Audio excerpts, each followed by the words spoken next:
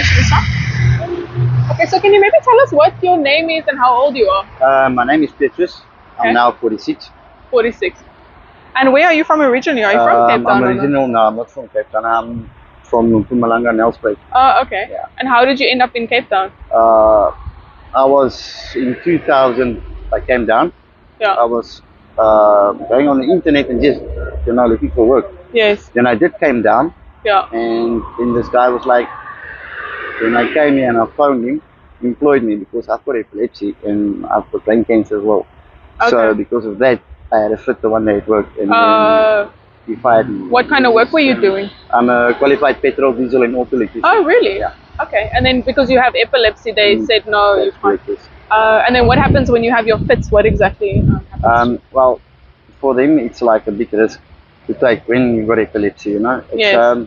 Maybe like you lie under a car, you work like that, and then what happens is yes, anything can happen for the car to fall on you or. Okay. So for your safety. Yeah. Yes. Okay. And then when that happened, what exactly happened? What did you do after that? Afterwards, it's like you can't actually remember what happened. So I just remember that you had a fit, and that's it. The whole body is like sore. Okay. So all your muscles and stuff is just pulling together. Yes. Okay. And then what's wrong with the police now? And then how did you end up, so did you have a house at that stage, or how did you end up where you're living now? I was actually working for myself. I had my own workshop. Okay. But according to through my whole thing that I've lost my mom, my dad, I've lost 3 of my kids as well. So because of that, I had a divorce. Not actually a divorce. Yes. It happens when I fought with somebody else. So it's from that day on, I've been on the street. I've been in Cape Town now for 24 years. And you've been on the street for 24 years or what? Okay. And how is it that you end up then on the street after something like that happens? How does that process work? Well, to get used to it, it's not actually easy. Because you're used to a life there where you had everything. Yes. You could have done everything that you wanted. So, it was hard in the beginning, but after a while you get used to it. Yes. And then you just have to live the consequences, and you just have to live the way the people are living. And it must be quite dangerous living on the streets or what? Sometimes it just depends on how you are with the people. So if you're going to be rude with the people is going to be rude with you. The other people that are also wandering. That's correct. And if you respect them, yes, they can respect you back, and you won't have a problem with that. But the moment that you are rude and you don't respect them, that's when the thing actually is going to come in. And then what goes wrong then? What happens then if you don't respect them? It depends all on them what they want to do. So most of the time, some of the people just fighting, pull out knives, stabbing each other. Oh, okay. So it's not actually nice to see something like that. Yes. So that's why I'm not like other people. I'm not a person that likes to fight and stuff like that. I would rather be with someone that I would rather try and stop it.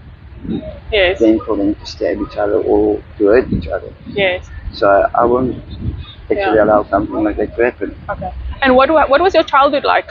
Like it was in Nelspruit, you said, right? Yeah, my childhood. Like I said, I know how it is to have and not to have. But my childhood, my mom and my dad,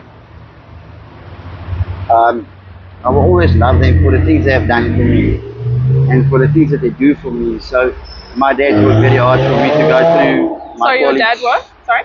My dad was my hero. Okay. He was actually like, he did everything for me.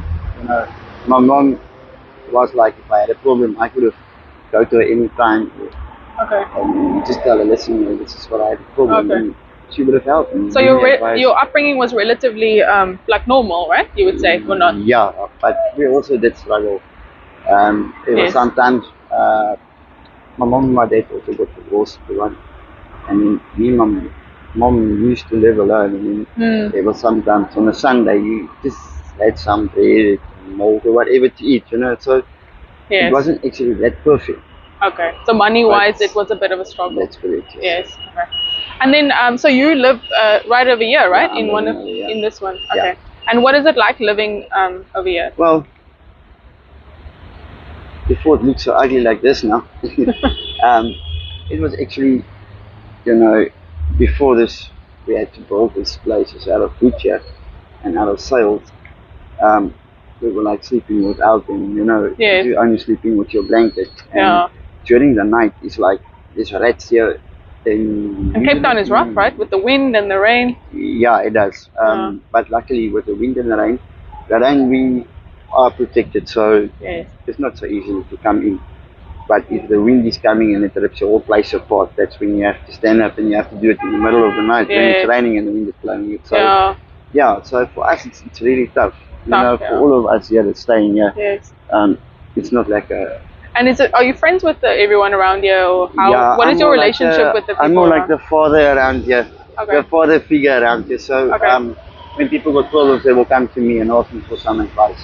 Yeah. And then you know, I'll speak to them nicely and sometimes go and sit and pray for them, you know, and then just encourage them.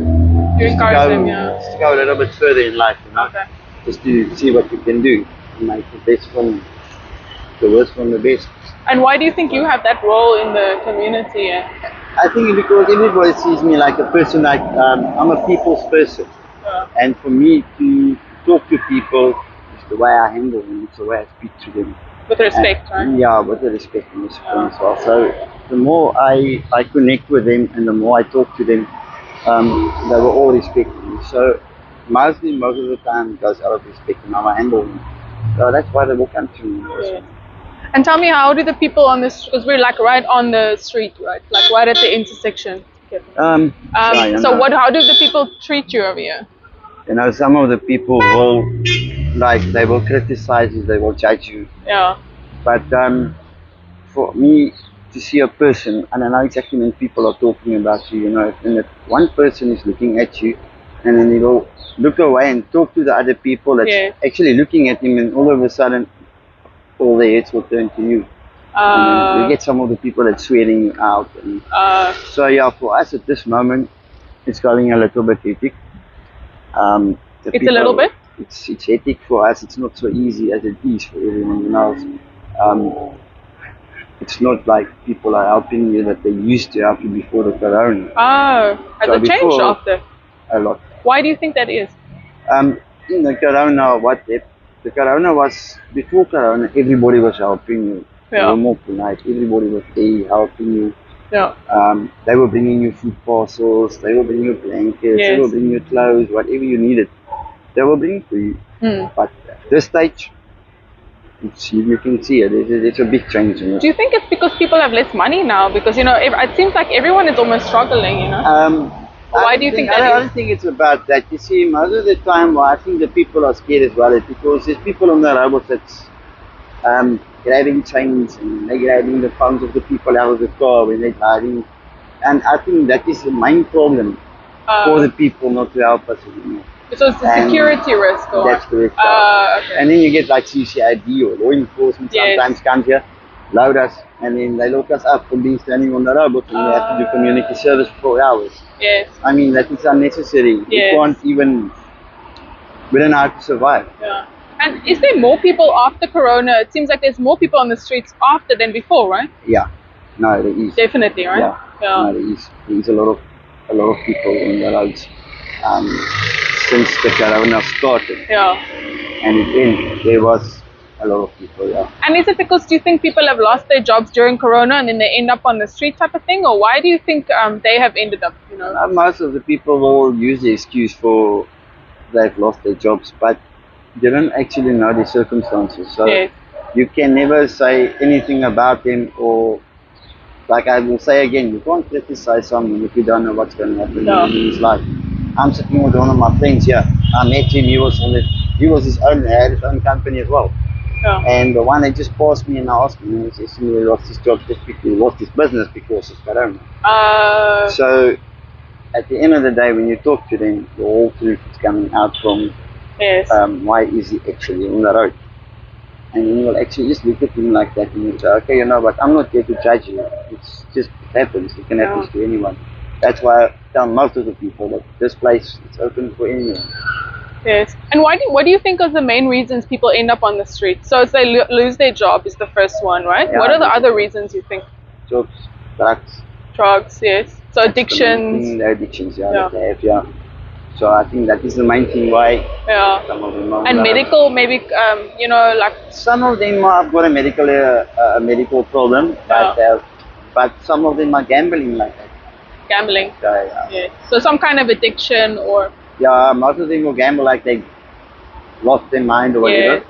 But then it's not like that. Actually, it's just for them the way they scuttle, the way they go on, and that's for them how they get their money or their food or whatever. So yeah. And what would you like people to know about, you guys living on the street, for instance, here in Cape Town? What would you like people to know? For the people, I just want to ask the people to help us. I mean, all of us struggles out here. The people from the shelters, they don't help us like they used to. Okay.